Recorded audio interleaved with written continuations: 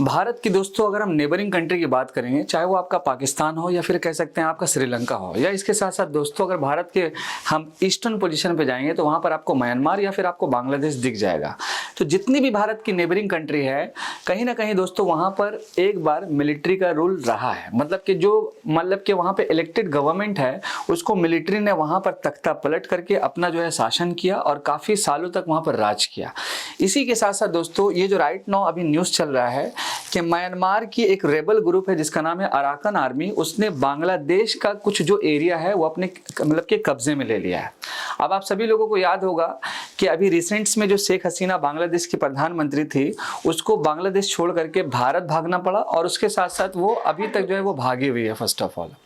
Then इसी के साथ साथ दोस्तों अगर हम बात करेंगे तो करंट में अगर बांग्लादेश के जो प्रधानमंत्री है वो कैसे बन गए इंटरिम प्रधानमंत्री, उसका कोई अभी मतलब के मामला कुछ मतलब कि निकला ही नहीं है, क्योंकि शेख हसीना जो थी वो इलेक्टेड थी, बट ये जो प्रधानमंत्री बने मोहम्मद यूनुस करके, तो वो आपका इंटरिम बने। अब उनसे जब एक इंटरव्यू में पूछा गया कि इलेक्शन जो है कब होगा बांग्लादेश में, तो वो बता रहे हैं कि 2025 या 26 का शुरू में होगा, आप देखिए कब होगा। लेकिन वो यूनाइटेड स्टेट्स के बहुत करीब हैं।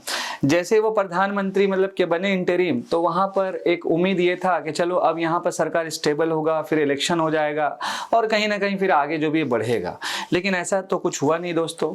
और इसी के साथ साथ अभी न्यूज़ क्या आया है कि बांग्लादेश का कुछ जो एरिया है लगभग 271 किलोमीटर के आसपास का जो बॉर्डर्स एरिया है उसको सीज कर लिया है। कौन? तो अराकन आर्मी। कौन अराकन आर्मी? ये एक रेबल ग्रुप है दोस्तों, ये एक बेसिकली रेबल ग्रुप है म्यांमार की, और इनफैक्ट इसके कंट्रोल में बांग्लादेश का कुछ बॉर्डर है। तो चलिए आज के वीडियोस के माध्यम से वो चीज़ों को समझते हैं। जैसा कि यहाँ पर आप देख सकते हैं कि ये एक भारत का प्यारा सा हमारा मैप है, और भारत की मैप की अगर हम बात करेंगे तो जस्ट इसके ईस्ट पोजीशन पे यहाँ पर आपको बांग्लादेश मिल जाएगा, और इसी के इस साइड वाला जो एरिया आप देख रहे हैं दोस्तों, यहाँ पर ये है आपका म्यांमार का कंप्लीट बॉर्डर एरिया जो हमारे भारत के नॉर्थ ईस्टर्न स्टेट से बॉर्डर शेयर होता है। और यहीं पर जो कब्जा किया है वो कौन सा? Arakan army. मतलब कहा यह जा रहा है कि म्यांमार की जो आर्मी थी, मतलब कि जो ऑफिशियल आर्मी होती है वो यहाँ पर अब नहीं है। यहाँ पर रेबल ग्रुप जो अराकन है म्यांमार की, वो इस एरिया को कंट्रोल मतलब कि कर चुकी है दोस्तों फाइनली। आप यहाँ पर मैप में बिल्कुल देख सकते हैं इस पार्टिकुलर पॉइंट पे कि ये जो है आपका म्यांमार, और इसी के इस पोजीशन पे जो है आपका एक कह सकते हैं कि बांग्लादेश का जो एरिया है यहाँ पर जो है कैप्चरिंग हो गया है कंप्लीटली। और 2-3 एरिया है जिसके बारे में हम थोड़ा सा डिस्कस भी करेंगे दोस्तों आपके साथ। लेकिन एक बात दोस्तों जो सबसे इंपॉर्टेंट और इंटरेस्टिंग ये है कि आखिर इस तरह का न्यूज़ बांग्लादेश की न्यूज़ चैनल क्यों नहीं छाप रही है या फिर मीडिया क्यों नहीं छाप रही है। जैसे कि मान लीजिए कि अगर भारत में कुछ ऐसा मामला होता है या फिर इंडिया और चाइना के साथ होता है तो कहीं ना कहीं हमारी मीडिया कुछ ना कुछ तो छाप देती है। लेकिन यहाँ पर बांग्लादेश में इतना बड़ा इंसिडेंट हुआ, लगभग 271 किलोमीटर का जो एरिया उसको कैप्चर कर लिया गया, लेकिन एक भी न्यूज़ चैनल इसको कुछ छाप नहीं रही है। इसका मतलब ये हो गया दोस्तों कि बांग्लादेश में जैसे ही इंटरिम गवर्नमेंट बना, अब वो कैसे बना नहीं पता, जैसे ही वो बना तो वहां पर एक डिक्टेटरशिप आ गया। और डिक्टेटरशिप के साथ क्या हुआ दोस्तों कि लगभग 50 से ज़्यादा छोटे छोटे मीडिया ग्रुप्स को जो है वहां पर बैन कर दिया गया है। और ये आर्टिकल जो छापा गया है ये वॉइस ऑफ अमेरिका, जो अमेरिका की सरकारी एजेंसी है जिसने छापी है। बांग्लादेश इंटरिम गवर्नमेंट मतलब वही Muhammad Yunus revoke credential of 50 journalist. अब जाहिर सी बात है जब आप बैन कीजिएगा तो कहां से उसका न्यूज़ छपेगा। अब हम लोगों को न्यूज़ जो पढ़ना होगा या तो भारत की मीडिया छापेगी या फिर अदर जो अलग अलग बॉर्डरिंग कंट्रीज है वो छाप पाएगी, और इनफैक्ट अमेरिका तो छाप ही रही है ओवरऑल। तो आप देख सकते हैं कि वहां पर जो डिक्टेटरशिप है जिसके माध्यम से वहां की मीडिया भी नहीं छाप पा रही है जो भी उसको छापना है। तो इससे ये साबित हो जाता है कि अब ये बताइए दोस्तों कि बांग्लादेश में राइट नाउ जो माइनॉरिटी कम्युनिटी, हमारे जो भाई बहन हिंदू जो कम्युनिटी है जिनके साथ जो प्रॉब्लम हुआ था रिसेंट्स में, तो इसका सबसे बड़ा कारण यही है कि वहाँ का गवर्नमेंट भी है दोस्तों, क्योंकि वो गवर्नमेंट उन माइनॉरिटी कम्युनिटीज़ को भी नहीं दिखाई साथ साथ, और इसके साथ साथ ये बॉर्डर एरिया कैप्चर्ड हुआ उसको भी नहीं दिखाई। अगर ये दोनों चीज़ें दिखाया जाता तो पूरे इंटरनेशनल लेवल पे क्या होता कि बांग्लादेश का जो सरकार है उसका विफलता सामने आता, लेकिन इसको छुपाने के लिए वहाँ पर मीडिया को बैन किया जा रहा है। आप खुद ही देख लीजिए यहाँ पर। अब आते हैं दोस्तों जो सबसे इंपॉर्टेंट पॉइंट है कि अगर हम बात करें भारत और म्यांमार के रिलेशन का या फिर भारत और बांग्लादेश के रिलेशन का, तो देखिए दोस्तों क्या है कि भारत म्यांमार के साथ भी बैलेंस में है, भारत बांग्लादेश के साथ भी बैलेंस में है, लेकिन बीते कुछ दिनों में बांग्लादेश थोड़ा सा जो है फुट कर रहा है, थोड़ा सा उड़ रहा है। आपको मालूम होगा कि कोलकाता को हम कैप्चर कर लेंगे, फिर एंट्री कर लेंगे, ये कर लेंगे, वो कर लेंगे। अरे भाई पहले अपना एरिया तो बचाइए, जो 270 किलोमीटर से ज़्यादा कैप्चर्ड हो गया है, वो भी वो कैप्चर किया है। कौन कैप्चर किया है? अराकन आर्मी कैप्चर किया है।